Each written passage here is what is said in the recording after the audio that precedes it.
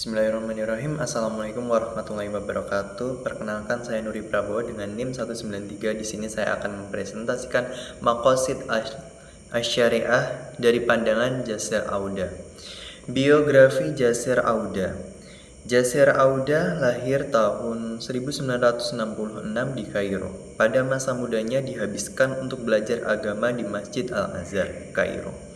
Dari tahun 1983 sampai 1992, selama di Mesir, Jasir tidak pernah mengenyam pendidikan agama di lembaga formal seperti Universitas Al-Azhar. Jasir hanya mengikuti pengajian dan halaqah di Masjid Al-Azhar.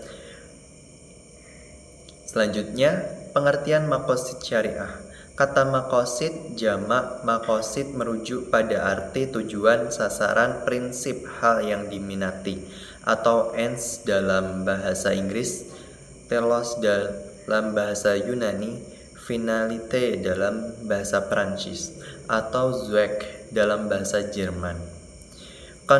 Kemudian, Najmuddin Al-Tufi mendefinisikan maslahah sebagai what fulfills the purpose of the legal store, sebab yang mengatakan kepada maksud al-syari.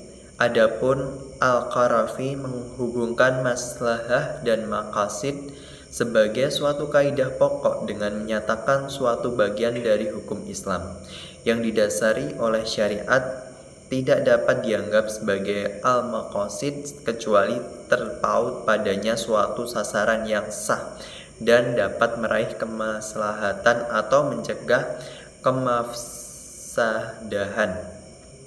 Lanjut. Maqasid asy-syariah dapat difahami dengan sebagai tujuan dari seperangkat hukum Islam pada terbentuknya keadilan dan kemaslahatan masyarakat, bukan sederet aturan yang mengantarkan pada kerusakan tatanan sosial. Pemikiran Jasir Auda selanjutnya. Usul al-fiqih terkesan tekstual dan mengabaikan tujuan teks, itu nomor 1. Selanjutnya, klasifikasi sebagai teori usul al-fiqih menggiring pada logika biner dan dikotomis. Selain analisa usul al-fiqih bersifat reduksionis dan atomistik.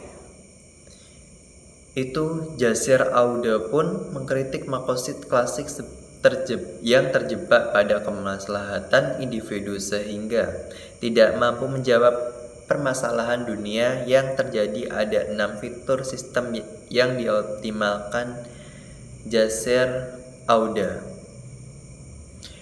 Cognitive nature, watak kongsil. 2. Selanjutnya intellect hierarchy. Selanjutnya wellness, keseluruhan. Lanjutnya multidimensionality. Lanjutnya openness, keterbukaan. Purposefulness, cognitive nature. Ya. Yang dimaksud dengan cognitive nature adalah watak pengetahuan yang membangun sistem hukum Islam. Hukum Islam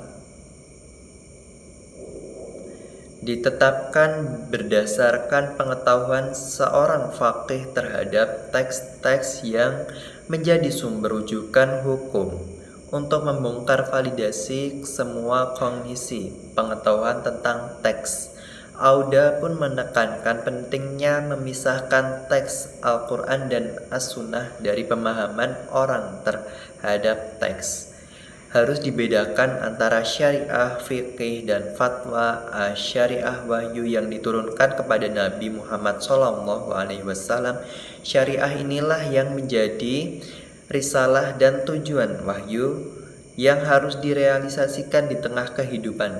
Di sini secara sederhana, syariah berarti Al-Quran dan Sunnah Nabi. B. Fiqih, koleksi dalam jumlah besar pendapat hukum yang diberikan oleh ahli hukum Islam berbagai mazhab berkenaan dengan aplikasi syariah dan pada berbagai aplikasi kehidupan nyata sepanjang 14 abad terakhir. Fatwa penerapan syariah dan fikih di tengah realitas kehidupan umat Islam saat ini. Selanjutnya, Wallenstein dengan meminjam teori sistem, Jasser Auda menyatakan bahwa setiap hubungan sebab dan akibat harus dilihat sebagai bagian-bagian dari gambaran keseluruhan. Hubungan antara bagian-bagian itu memainkan suatu fungsi tertentu di dalam sebuah sistem. Jalinan antara hubungan terbangun secara menyeluruh dan bersifat dinamis, bukan sekedar kumpulan antar bagian yang statis. Jasser Auda berpendapat bahwa prinsip dan cara berpikir holistik menyeluruh penting dihidupkan dalam usul fikih karena dapat memainkan peran dalam pembaruan kontemporer. Melalui cara berpikir ini akan diperoleh pengertian yang holistik sehingga dapat dijadikan sebagai prinsip-prinsip permanen dalam hukum Islam.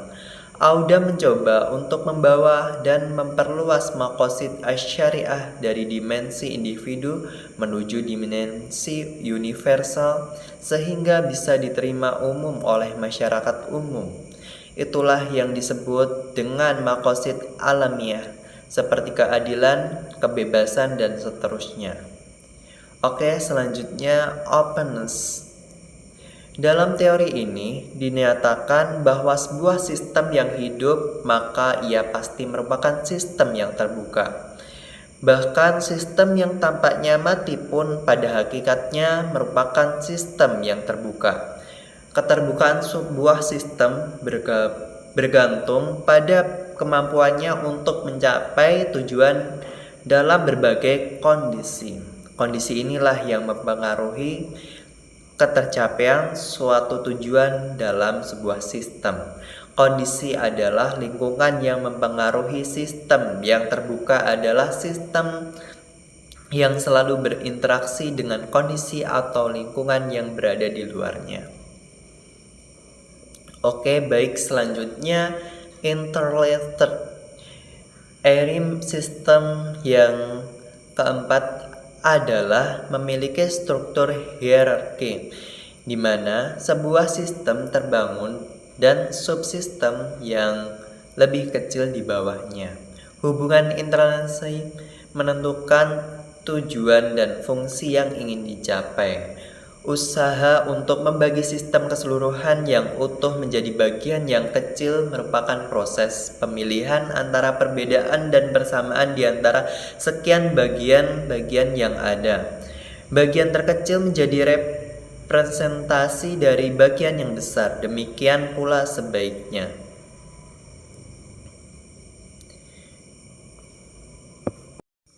Baik, selanjutnya multidimensionality. Sebuah sistem bukanlah sesuatu yang tunggal, tetapi ia terdiri dari beberapa bagian yang saling terkait antara satu dengan lainnya. Di dalam sistem terdapat struktur koheren, karena sebuah sistem terdiri dari bagian-bagian yang cukup kompleks, maka ia memiliki spektrum dimensi yang tidak tunggal. Hukum Islam dapat dianalogikan seperti sistem.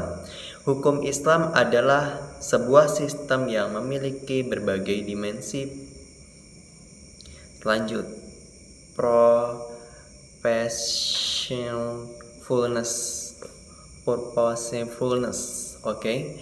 Setiap sistem memiliki output. Output inilah yang disebut dengan tujuan yang dihasilkan dari jaringan sistem itu. Dalam teori sistem, tujuan dibedakan menjadi goal, tujuan, dan purpose, maksud.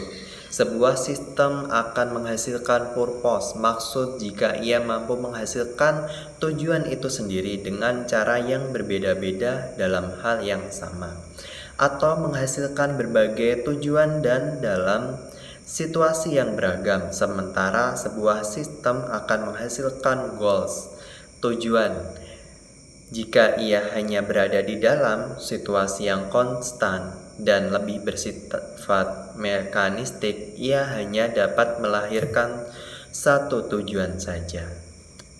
Baik, terima kasih. Kurang lebihnya saya mohon maaf. Billahi taufiq wal hidayah. Wassalamualaikum warahmatullahi wabarakatuh.